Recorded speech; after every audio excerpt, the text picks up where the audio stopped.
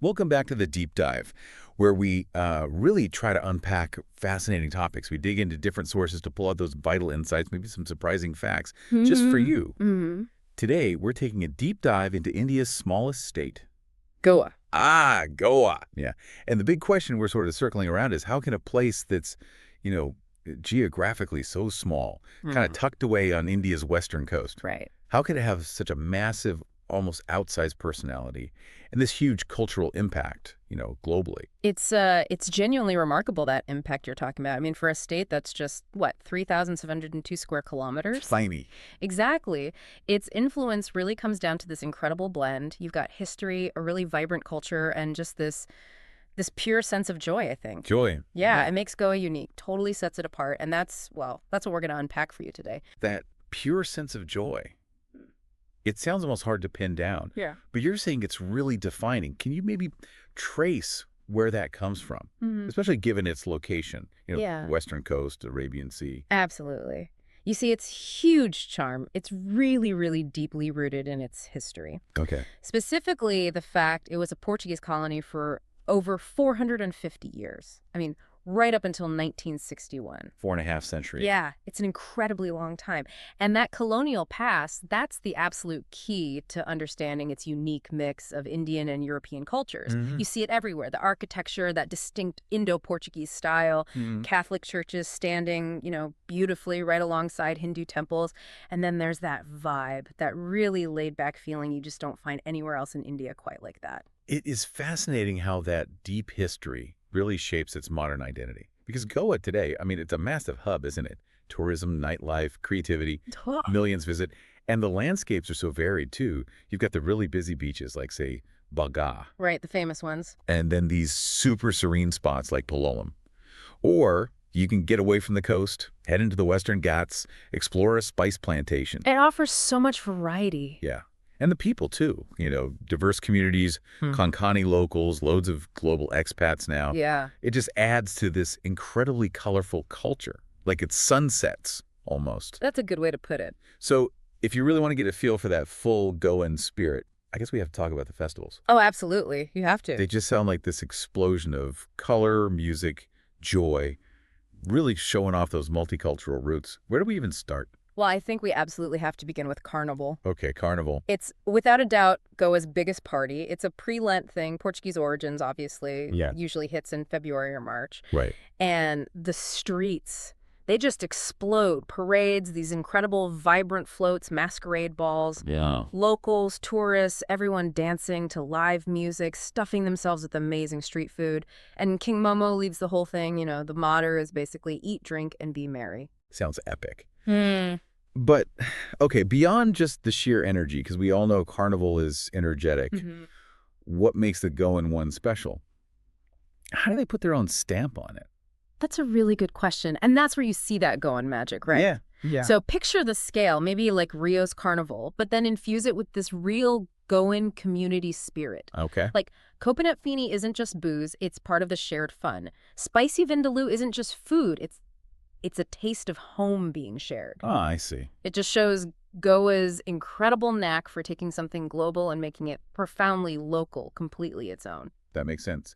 And then moving through the year, there's Shigmo, Yes, Shigmo. which I gather is, for many, sort of Goa's version of Holi, Mm-hmm. springtime Hindu festival, but maybe more focused on community. Exactly. Shigmo is really deeply connected to Goan village life, celebrating the harvest. Right. You'll see these incredible folk dances like Gode Madni, that's a warrior horse dance. It's amazing. Oh. Plus street performances, vibrant processions with drummers, and yeah, the gulal, the colored powders come out too. So similar to Holi in that sense. In that sense, yes. But it's really a showcase of Konkani traditions, old tribal art forms. It connects you right to the heart of Goan heritage, that collective identity. It feels very Yeah. rooted. And given Goa's history, the large Christian population, Christmas must be quite something there, too. Oh, absolutely. It's magical, really. What makes it so special? Is it just, a different kind of magic compared to elsewhere? I think it's the blend.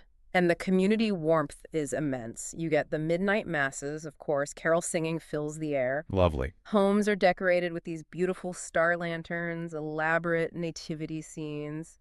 And the Basilica of Bom Jesus, that UNESCO site, becomes a huge focal point for prayers. Right, the basilica. And the food, you have to mention the food, rich fruit cakes, and these amazing festive sweets like babinka. We'll definitely come back to Bubanka. Yes, we will. But Christmas is just this beautiful mix of, deep reverence and shared joy. Sounds wonderful. Okay. Okay, one more festival I've heard whispers about. Sao Jiao. During the monsoon. Yes, Sao Jiao, June. It honors St. John the Baptist, and it's probably one of Goa's most playful festivals. Refreshing, actually, given the monsoon. Playful how? Well, the tradition is for young men to leap into wells and rivers. Into wells, really? Yeah, to retrieve gifts. It's a nod to St. John leaping in his mother's womb. Locals wear these gorgeous, colorful their floral crowns. They sing traditional songs.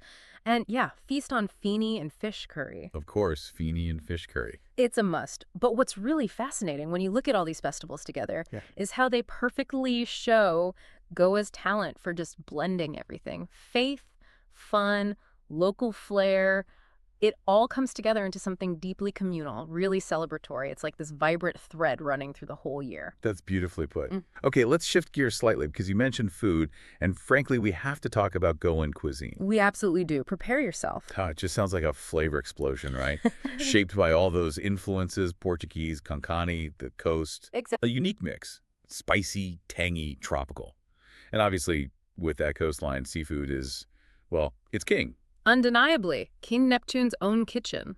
But even if seafood isn't your main thing, it sounds like there's a whole world of flavor. Where do we start this culinary journey? Okay, well, it starts right from the morning, breakfast. You might find yourself having pão. Pão, the bread. That's the one. Fluffy Portuguese-style bread, baked fresh in the local potters, the bakeries. Right. And how do people usually eat it? What goes with the pão? Well, you can have it with bhaji. That's a spicy vegetable curry. Great combo. Okay. Or, honestly, just slathered with butter. Simple, perfect. Another big breakfast staple is poha. Poha, yeah, flattened rice. Exactly. Tossed with onions, maybe some coconut, green chilies. It's light, but really flavorful. Good way to start a Goan day. Okay, you said seafood is king, and the dish everyone mentions is fish curry rice. Ah, yes. The unofficial state dish. You could say that. Why that dish, though? What makes it so iconic, so beloved? That's a great question, I think. It really represents the heart of Goan dining. How so? It's made with whatever's fresh pomfret, kingfish, simmered in this rich coconut-based curry, spiced with red chilies, a bit of tamarind for tang, and always, always served with heaps of steaming rice. It's more than just a meal. It's like the taste of the coast, the taste of home for so many Goans. I get that. Comfort food, but vibrant. Exactly. And often you'll have it alongside some crispy fried fish, maybe mackerel or prawns, dusted with rava, that's semolina and spices. Simple, delicious. Okay, my mouth is watering. But for the meat lovers, what's a dish that really screams Portuguese influence? Oh, for meat lovers, you absolutely have to try pork vindaloo. Vindaloo, the famous one. The famous one. It's fiery, yes, definitely Portuguese origin. It's got vinegar marinated pork, garlic, chilies, loads of spices. That's intense. It is.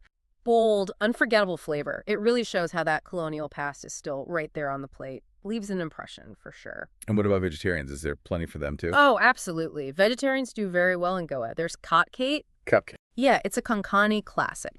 A mixed vegetable stew, but it's got coconut, jaggery for a touch of sweetness, tamarind. Surprisingly complex, really comforting. Nice. And then, after all that spice, you need solkati. Solkati, that pink drink. That's the one. Refreshing, made from kokum fruit and coconut milk. It's the perfect thing to cool your palate down. Soothing. I hear the street food's amazing, too. Too. Any quick bites we should know about? Oh, yeah. Street food's legendary. For a snack, rose omelet is a total star. Rose omelet, what's that? It's basically a fluffy omelet, but then it's topped with this spicy chicken or prawn gravy, the rose, and served with pão, of course. Wow, okay, that sounds incredible. It's super popular. And then dessert, you cannot leave Goa without trying babinka. Ah, yes, the layered pudding. I heard it takes ages to make. It really does. It's a labor of love. Baking those layers anywhere from 7 to 16 layers of coconut and caramelized sugar takes hours. Wow. But honestly, every single bite is worth it. It's unique. Wow. Another sweet treat, especially around Christmas, is dodol. Yeah, it's sort of a fudgy dessert made with rice flour, coconut milk, jaggery, really rich and delicious. So when we look at all this food, It feels like it's more than just taste, right? It seems tied into the culture in a deeper way. Precisely. That's exactly it. When you dig into Goan food, you realize it really goes beyond just the culinary side. It's like the heartbeat of the community. I mean, Well, just picture it, right? Big families gathered around. They're not just sharing dishes, they're sharing stories, laughing, passing down traditions, all over these steaming plates of fish curry rice. yeah. And probably with glasses of fini flowing freely too, that local cashew or coconut liquor. Right, Finini. Every meal feels like this act of connection. So Goan cuisine, it's love on a plate. It's about relationships as much as flavors. That's a lovely way to think about it. Hmm. Okay, so beyond the amazing food and the incredible festivals, Goa also has this rich heritage and this unique sort of vibe, doesn't it? We've touched on the cultural mix, but what about specific places? Yeah. Architectural gems, natural spots that really capture that spirit. Well, architecturally, you have these magnificent, iconic structures. Yeah. The Basilica of Bom Jesus, for one, holds St. Francis Xavier's relics. Right, a major pilgrimage site. Huge. And the Sikh Cathedral nearby. Both are just profound symbols of that Portuguese era, architectural marvels. And then you've got places like Fontainhas in Panaji, the Latin Quarter. Yeah, the colorful houses. Exactly, those vibrant Portuguese-style homes, the little winding streets, quirky cafes. It's like stepping back in time, but it's still so alive. And the beaches. I guess they're more than just places to lie in the sun. They contribute to the vibe. Definitely. Places like Anjuna, Vigator, they're not just beaches, they're hubs, famous for their flea markets, the nightlife. They really embody that sort of bohemian free spirit Goa's known for. Right. And then if you want to escape the coast, there's nature. The spice plantations are wonderful. You can do tours, have rustic meals. Sakari Spice Farm is a popular one. And you absolutely have to mention Dussagar Waterfalls. The sea of milk. Exactly.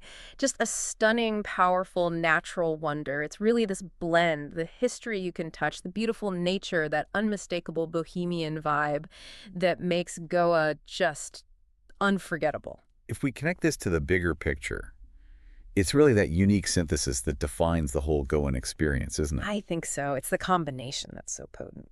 Well, that just about wraps up our deep dive into Goa for today. Wow.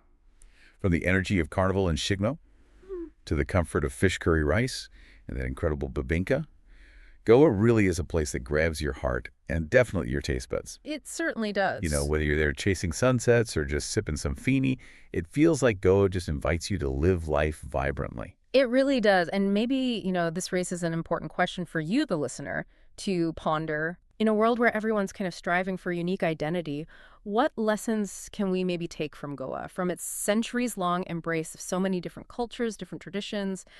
How does a place so small manage to hold on to such a global spirit, yet remain so distinctly itself? That's a great final thought. Yeah. Something to chew on. We really hope this deep dive into Goa has given you plenty to think about. Maybe even spark some ideas for your own explorations. What parts of Goa resonated most with you? What might you want to discover next?